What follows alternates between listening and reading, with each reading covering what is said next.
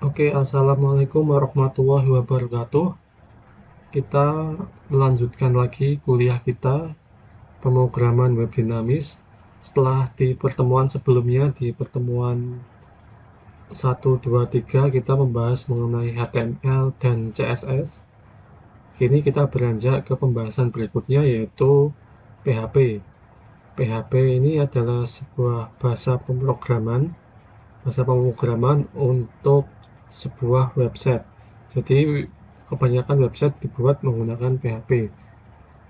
Perbedaannya dengan HTML, untuk PHP ini dia harus dijalankan di server. Kalau HTML dia tidak wajib dijalankan di server, bisa dijalankan tanpa menggunakan server. Tapi kalau PHP dia harus diletakkan di server, kemudian dia baru bisa dijalankan. Oke, langsung saja ya. Untuk PHP ini kalian harus sudah menginstal yang namanya XAMPP ini. Ini kalian harus sudah install dulu. Ini kalau kalian menggunakan sistem operasi Windows, kalian bisa install. Ya, di sini kita ada beberapa macam modul ya. Ada modul Apache, MySQL, FileZilla, dan lain-lain. Untuk dapat menjalankan PHP, kita harus membuat sebuah server lokal di laptop kita. Untuk membuat server lokal, kita harus mengaktifkan service dari Apache. Nah, ini di start. Kalau MySQL ini berhubungan dengan database.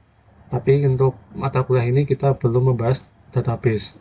Di sini kita akan membuat laptop kita menjadi sebuah server lokal. Ini Apache ini diaktifkan. Oke, kemudian untuk file PHP-nya sendiri nanti ditaruh di folder yang namanya htdocs ini. Ya, ini di htdocs. Terus nanti silahkan masukkan file PHP-nya di sini. Oke, di sini di dalam htdocs ya kita masukkan atau kita buat sebuah folder. Misalkan foldernya kita beri nama web dinamis. Ya, seperti ini. Kemudian di dalam foldernya ya kita bisa membuat sebuah file PHP. Cara untuk membuat file PHP, kita bisa klik kanan new, kemudian teks dokumen. Di sini kita beri nama index.php. Index.php seperti ini. Atau kita juga bisa membuat sebuah file PHP itu menggunakan editor. Misalkan di sini saya menggunakan editor Visual Studio Code. Ya, seperti ini. Jadi untuk editor dari PHP ini itu ada banyak sekali, ada yang berbayar, ada yang gratis. Di sini saya menggunakan yang gratis. Kalau yang gratis itu ada Visual Studio Code, kemudian ada Atom, ada Notepad++. Kalau yang berbayar ada Sublime Text yang biasanya digunakan. Oke, di sini ya ini contoh ya, contoh membuat sebuah file PHP. Itu tadi saya contohkan, langsung klik new, kemudian pilih teks dokumen. Kalau misalkan ini kita hapus, misalkan kita membuat sebuah file baru di editor, tinggal pilih ini di Visual Studio Code, kita pilih file, pilih foldernya dulu. Ya, di sini saya pilih folder yang tadi saya buat, yaitu web dinamis. Oke, seperti ini. Terus saya buat sebuah file namanya index.php seperti ini. Ya, ini index.php. Nanti otomatis di sini juga akan terbentuk file index.php. Oke, ya tadi kita sudah mengaktifkan Apache ya, berarti kita sudah mempunyai server lokal di laptop kita. Kemudian di sini kita juga sudah membuat sebuah file namanya index.php. Untuk menuliskan kode PHP kita tinggal menambahkan header. Jadi biasanya untuk PHP ini dia gabung sama HTML, jadi kode PHP ini biasanya ada di dalam HTML, tapi di sini kalau misalkan di sini indeks PHP seperti ini, kita harus membuat sebuah notasi awal untuk menuliskan PHP. Kita tambahkan ini lebih dari, kemudian tanda tanya seperti ini. Nah, kemudian kita tuliskan PHP seperti ini. Nah, kemudian kita enter, kemudian kita di sini tuliskan echo. Echo itu fungsinya sama seperti print ya. Dia itu digunakan untuk mencetak output ya seperti ini. Misalkan di sini kita tampilkan outputnya hello PHP. Kemudian jangan lupa pakai titik koma. Sebenarnya kalau misalkan file PHP-nya ini tidak gabung sama HTML, tidak berada di dalam HTML, itu kita bisa tuliskan langsung seperti ini saja, tanpa kita tuliskan tutup seperti ini, tanpa kita menutup kodenya seperti ini.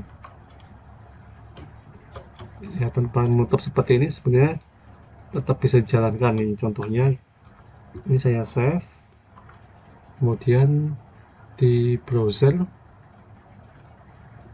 ya ini di browser saya ketikkan localhost, kemudian namanya adalah web dinamis seperti ini ya. Ini hello PHP tanpa kita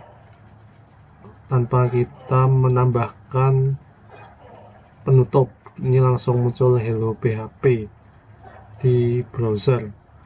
Nah, di sini karena saya menuliskan indeks itu merupakan sebuah alamat default dari PHP. Jadi kalau kita memberi nama filenya itu index.php, maka di browser kita tidak perlu menuliskan nama filenya. Nanti otomatis cukup kita tuliskan nama foldernya, nanti otomatis dia akan langsung dieksekusi seperti ini.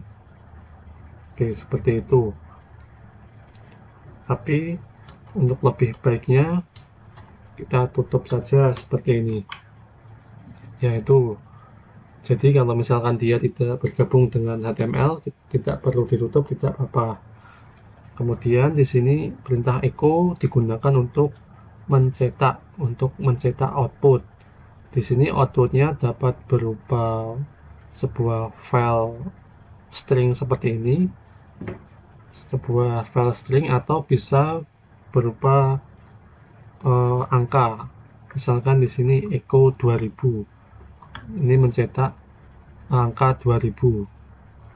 Ini kalau di run ini 2000, ataupun kita bisa melakukan operasi aritmatika, misalkan 2000 ini dikali 7 ya, seperti ini, 2000 dikali 7, kemudian hasilnya adalah 14.000 seperti ini ya. Itu jadi dapat juga digunakan untuk operasi aritmatika, dapat juga digunakan untuk mencetak sebuah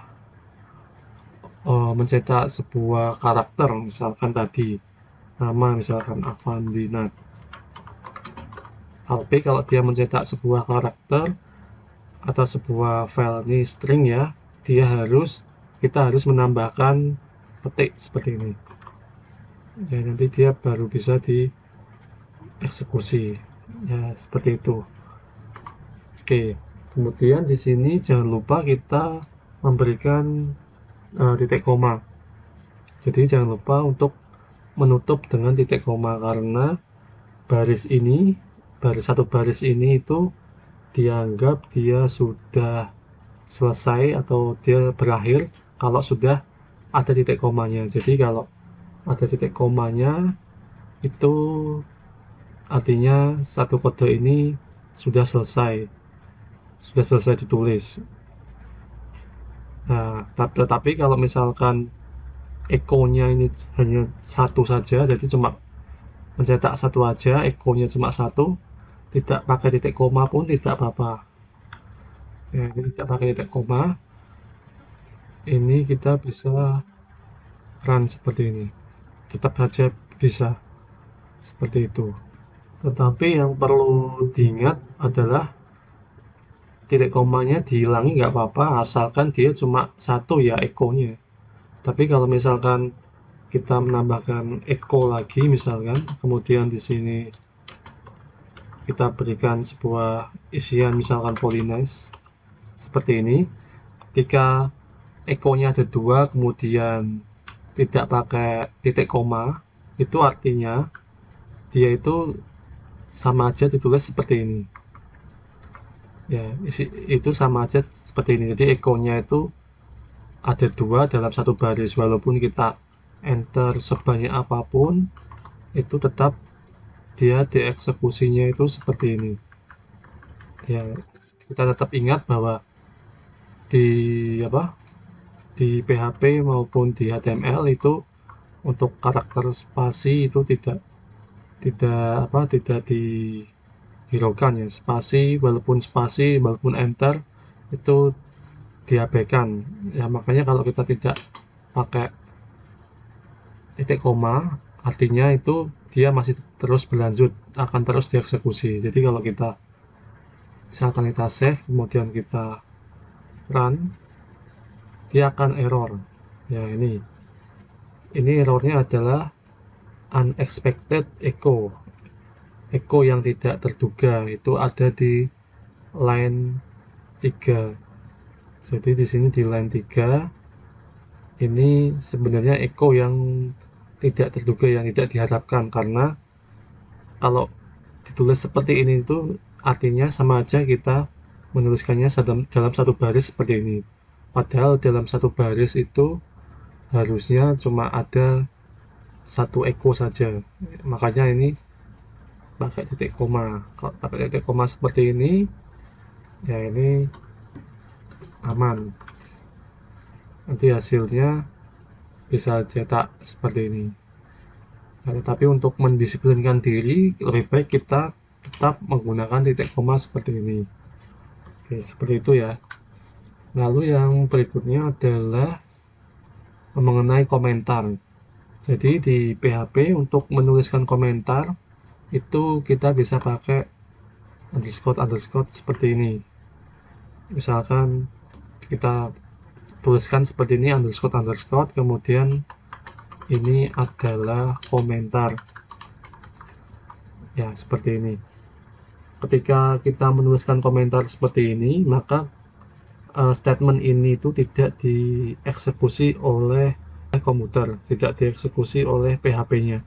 Jadi kalau kita menuliskan komentar, dia tidak akan dieksekusi oleh PHP-nya. Kemudian komentar ini dia digunakan untuk menandai atau memberikan keterangan pada sebuah kode. Jadi untuk misalkan baris kode ini kita kasih komentar, ini mencetak karakter. Ya, ini sebuah komen itu dapat digunakan untuk memberikan keterangan pada suatu baris kode seperti ini. Ya, seperti itu untuk penulisan kode di PHP. Ini ada PHP, kemudian kita sudah mencetak PHP, kemudian kita juga sudah belajar untuk menuliskan sebuah komentar. Selanjutnya kita akan membahas mengenai variabel dalam PHP. Oke, selanjutnya kita akan membahas mengenai variabel di PHP. Di sini kita akan membahas mengenai bagaimana cara menuliskan variabel di PHP dan kemudian bagaimana cara menampilkan variabel tersebut. Oke, di sini untuk membuat sebuah variabel di PHP, kita harus menambahkan kode dolar seperti ini. Misalkan dolar, kemudian nama lengkap. Ya, seperti ini. Ini adalah contoh variabel di PHP. Misalkan nama lengkap di sini saya isikan Avandinat seperti ini. Oke. Kemudian untuk menampilkan isi dari variabel, kita bisa menggunakan echo seperti ini. Echo, kemudian nama variabelnya adalah nama lengkap. Oke, seperti ini. Kemudian kalau dicetak, maka tampilannya adalah seperti ini. Ya, Avandinat seperti ini. Ya, seperti itu untuk menampilkan variabel di PHP. Untuk nama variabelnya itu dia menggunakan $, kemudian isi dari variabel tersebut. Jadi intinya variabel itu digunakan untuk menyimpan sebuah data atau informasi. Di sini kita menyimpan data namanya Avandinat. Bisa juga kita menyimpan berupa angka misalkan 7500. Di sini waktu ditampilkan maka hasilnya adalah 7500. Ya, ini variabel digunakan untuk menyimpan sebuah data atau informasi. Dalam penulisan variabel yang perlu diketahui adalah bahwa variabel itu dia hanya mengenal penulisan angka, huruf, dan underscore. Jadi di sini misalkan di sini kan enak ya saya gabung seperti ini. Nah, nanti kalau misalkan pakai underscore seperti ini itu juga tetap bisa berjalan. Ini tetap bisa berjalan. Kalau pakai angka juga tetap bisa berjalan, misalkan seperti ini. Ya, seperti ini. Ini tetap bisa dieksekusi. Jadi pakai underscore maupun angka dia bisa, ya tetap dia bisa. Tetapi yang dia tidak bisa adalah menggunakan spasi. Misalkan di sini nama variabelnya adalah nama spasi lengkap seperti ini. Ya, ini kalau dieksekusi dia akan error. Ya, error seperti ini. Karena yang dianggap sebagai variabel adalah nama ini, sedangkan lengkap ini itu bukan variabel, makanya dia error. Jadi untuk menuliskan variabel tidak boleh pakai spasi. Kemudian untuk penulisan angka, misalkan di sini saya beri nama variabelnya itu angka dulu. Ya, nama variabelnya saya kasih angka dulu. Nanti dia juga akan error. Tidak boleh menuliskan variabel itu angka dulu, kecuali kalau angkanya ditaruh belakang seperti ini atau ditaruh di tengah, itu tidak apa-apa. Saya seperti ini misalkan nama lengkap, ini tetap bisa dieksekusi. Ini di save dulu, terus ini ya bisa dieksekusi seperti ini. Ya, jadi itu untuk penulisan variabel. Lalu variabel ini bersifat case sensitif, artinya huruf besar dan huruf kecil itu dibedakan. Jadi kalau menulis variabel misalkan nama seperti ini itu tidak sama dengan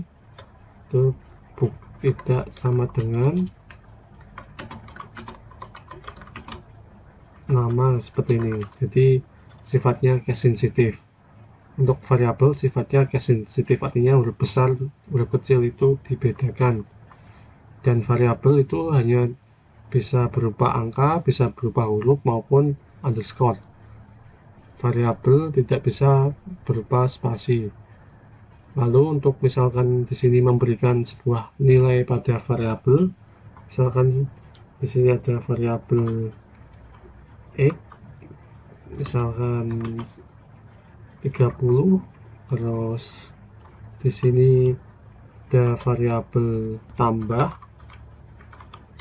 misalkan di sini 5, terus di sini ada variabel jumlah, Misalkan ini variabel ini kita juga bisa lakukan operasi aritmatika ya. Di sini saya lakukan operasi aritmatika penjumlahan. Ya, seperti ini. Ini echo jumlah. Oke, seperti ini. Jadi ini variabel X menyimpan angka 30, variabel tambah menyimpan angka 5, kemudian variabel jumlah itu menyimpan hasil penjumlahan dari variabel X dan variabel tambah, kemudian hasilnya akan ditampilkan. Ya, nanti kalau di save tampilannya seperti ini. Ya, ini belum ada spasinya ya. Belum ada spasinya. Ya, ini hasilnya 3530 tambah 5. Ya, di sini kita juga tadi bisa melakukan komentar ya. Jadi salah satu fungsi dari komentar itu juga bisa digunakan untuk misalkan memberikan komen pada kode yang sudah tidak digunakan lagi, sehingga ketika kita ingin menggunakan lagi tinggal komentarnya kita uncomment saja, komentarnya kita hapus saja kalau kita mau menggunakan lagi, seperti itu. Jadi itu untuk penggunaan variabel di PHP. Intinya dalam menuliskan variabel kita menggunakan tanda dolar seperti ini, kemudian tidak boleh menuliskan angka di depan seperti ini, kemudian tidak boleh pakai spasi. Yang bisa dibaca oleh variabel di PHP adalah angka, huruf, dan underscore saja. Oke, saya kira seperti itu untuk penjelasan mengenai variabel. Ya, semoga dapat bermanfaat, semoga dapat menambah pengetahuan kalian. Sekian dari saya. Wassalamualaikum warahmatullahi wabarakatuh.